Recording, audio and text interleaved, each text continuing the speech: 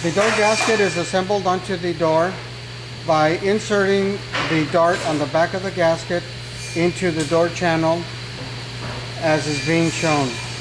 Once the dart is assembled, then it allows the gasket to be slid onto the door on the length of the door.